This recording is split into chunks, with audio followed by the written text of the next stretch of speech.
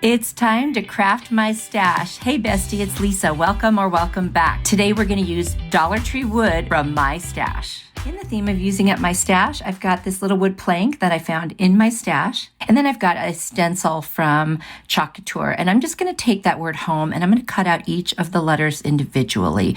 We're going to place them in a non-traditional way onto that little planked piece of wood.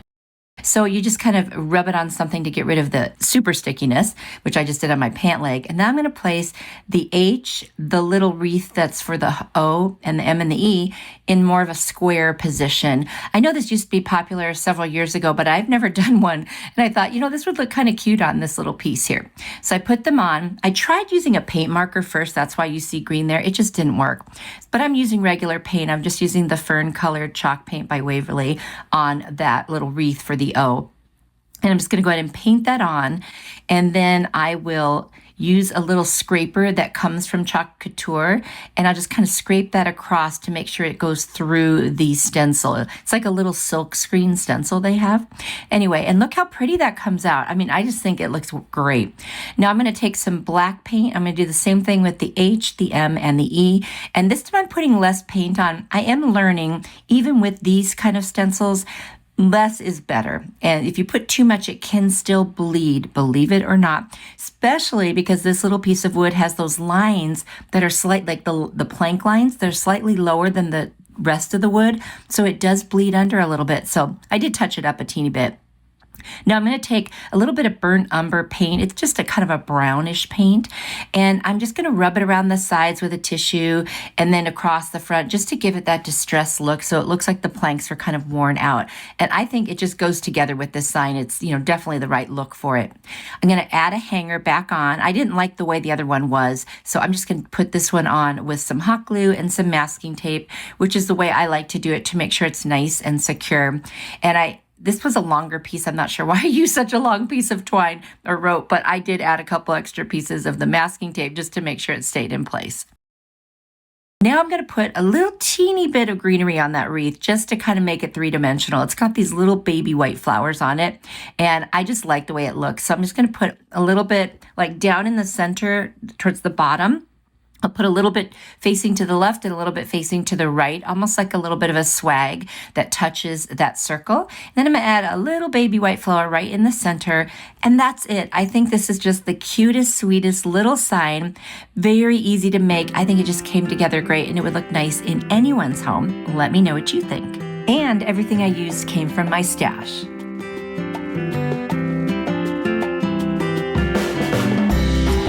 Today's video is part of the Craft Your Stash Challenge collaboration. My guest host this month is Barbara from Country Lily Decor. I will have her channel link down in the description box. She is so talented and you will absolutely love her. There is also a link to the playlist in my description box showing all of the amazing creators who are participating this month. You won't want to miss it. I have this Dollar Tree cutting board in my stash and I thought this would be great to use. And another Chalk Couture stencil. This one has like honeycomb and some bees. So I'm going to cut off the honeycomb part and then I'm going to cut the bees apart. We're only going to use a couple of the bees or 3 of the bees and the honeycomb. So I'm just going to lay that down right on the cutting board where I want it. And then I'm going to take some acrylic paint, and this is like called Yellow Moon or something. Anyway, use any color you want. This was pretty much the closest color I had to what might look like honey. So I went ahead and put some on, and now I'm just going to scrape it across using the scraper. And I know many of you ask me, oh, you don't use the paste? Well, no, I don't. You certainly can. I just figure why spend more money if I don't have to? I already have all this paint, and it works. So there you go. I'm just going to make sure I scrape a bunch of it off. And now I'll take off the stencil and look at that. Isn't that beautiful? I think it came out great. So I let that dry and I went out inside and sprayed it with some clear matte finish. Once that dried, now I'm going to put the little bees.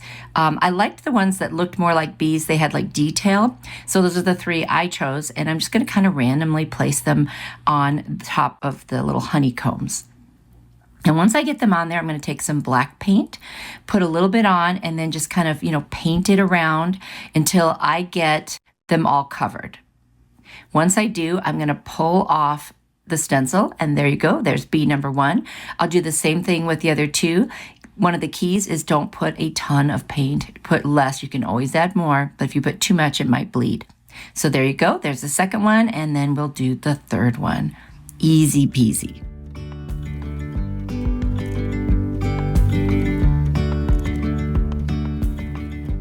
And there they are. I'm gonna take a little bit of that yellow paint and I'm just gonna kind of, once it dries, I'm gonna add it to those little sections of the bee where we kind of traditionally think there should be little yellow stripes.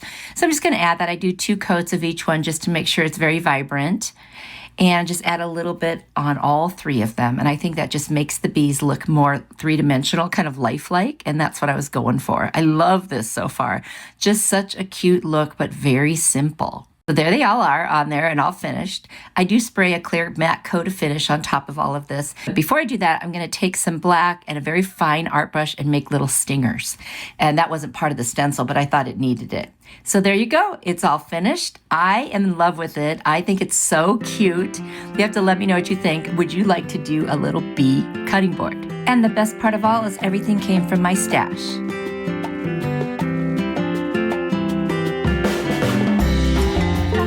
Family sign from Dollar Tree. It's been in my stash for quite a while and I thought, let's use it. And I've also got these beautiful stickers. They're like gold leaves and those are also in my stash.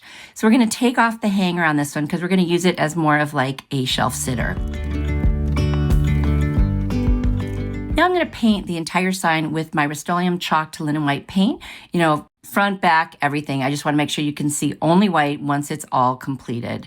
And we'll just go ahead and take our time. And you only need to do 1 coat on this because it covers very well.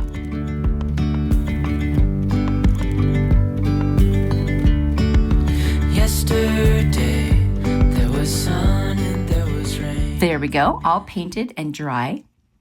So now I'm just going to start taking these stickers. I'm going to cut off individual leaves and we're just going to place them randomly around the picture. So what we're just trying to do is give it this kind of gold accent look to it.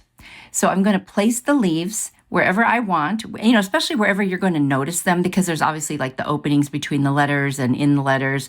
So I'm just going to kind of, it doesn't matter the direction or, you know, anything like that. You just want to put them where they're going to show up here and there. And of course, you could always create this look with paint if you want, but I had these stickers here and I thought, let's use up something in my stash. Of course, that's the theme of this video. I'll just continue placing those leaves wherever I want. This is very individual. Just do what you'd like, as many as you want to.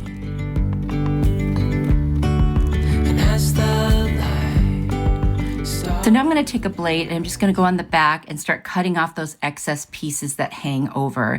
And you got to kind of like do it one direction, the other direction, turn it around, you know, because it's kind of hard to get in between those letters. But if you use a longer, thin blade like this, where you can extend it, that makes it a lot easier to do. So there you go. Now you can see what look I was going for. We're just like random kind of leaves. I'm going to take it outside, spray some matte finish on top of it just to seal it. And I think it looks so pretty. It would be a nice accent in your home, especially if you like to use gold. And it was extremely quick and easy to put together. And I used my stash, so let me know what you think.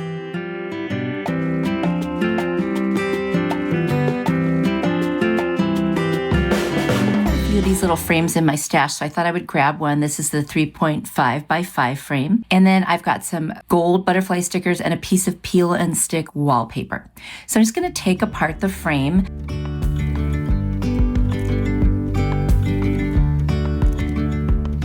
I can use that back from the inside piece, and I'm just going to trace around it and cut a piece out from this little wallpaper. I think this wallpaper is gorgeous. Oh my gosh, I love that look. So I'm just going to cut that piece out, and then I can use the rest for another project. That'll go back in my stash. And then I'm just going to take the backing off and attach it directly to that back piece of the picture frame. And that'll be kind of the background of this project. I'm going to take a sanding sponge and just sand in a downward motion around the edges and get rid of any little bit of excess that's there. That way the picture frame will go back together nicely. Yesterday, there was sun and there was rain. Now I'm going to take one of the butterflies. I'm going to pick one that I think will fit nicely in that picture. And I'm going to put it, you know, right in the center there. And I thought that went really well with the gold that's inside of that, you know, peel and stick wallpaper. So we're going to put this back together now and just push the tabs down. You could stop right there if you want, But what I decided to do was I've got these little rub-on transfers. I ordered them online, and they're all spiritual type, saying scripture, different things like that, and I love them. And I'm going to cut this one out that says have faith, and then it mentions the Corinthians scripture reference that goes with that. So I'm going to cut it as small as possible so it'll fit in that little tag area. You can always unscrew that tag and then put this on. I probably should have done that, but I thought I could get it in there. So I'm going to remove the backing carefully, try not to touch the transfer part so it doesn't go on my finger. And then I'm going to lay it inside, and I'm going to, scrape it on with my finger. I did have to get my spatula and kind of rub on the inside because I somehow got it just a little bit over to the right there, which I wasn't planning on, but it's okay. It's very hard to place those. That's why I would say maybe just unscrewing that tag would be the best choice. And of course, I was trying to do it quickly. So now that I've got it scraped on there, I can go ahead and remove the backing on that rub-on transfer, which now everything looks great. And I'll just rub my finger across it to burnish it. And oh my gosh, this is so quick and easy. And look how cute that is. I love it. And that was all from my stash. You gotta love it. Anytime I can do something and I don't have to go out and spend more money, I know I've already spent the money, but still, let me know what you think.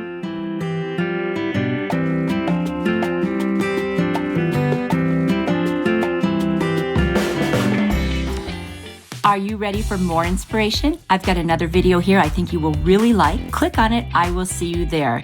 Don't forget to check out the playlist in my description box to watch all the Craft Your Stash collab participants. You are truly a blessing to me. Bye.